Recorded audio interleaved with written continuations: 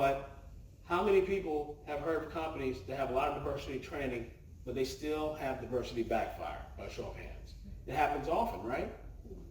Well, there's a lot of research that shows that a lot of diversity training we've been doing has been wrong. Starting out in the 80s and 90s, it was kind of like just sessions to bash white males, to now where it's like a check the box. They look at a survey to find out, okay, I know what sexual harassment is, I know what diversity is and discrimination, but there's no way to put it into practice, right?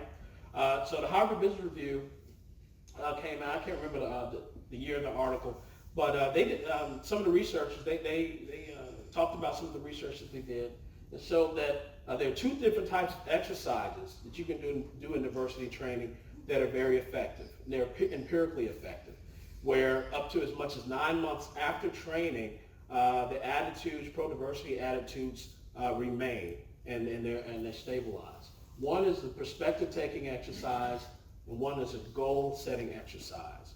So what we mean by perspective-taking is that it's kind of like a project in empathy building. And it's very simple. During your diversity training, what you do is you ask your employees to write down and imagine what challenges they might face or how they might feel if they were a minority or woman working in the organization. That's simple. To kind of have them step in someone else's shoes. And just by doing that, by measuring their pro-diversity attitudes before and after, they found a significant difference in their pro-diversity attitudes that was long-standing.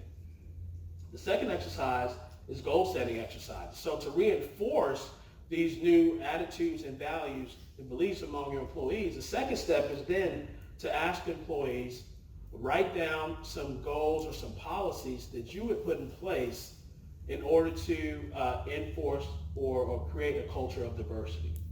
So again, it's asking the employees, what would you do? What would you think? Taking a step and putting them in the shoes of those who might face sexual harassment, face discrimination. And not only that, it's an organic approach where you get buy-in and engagement, because your employees, they wrote these policies, right?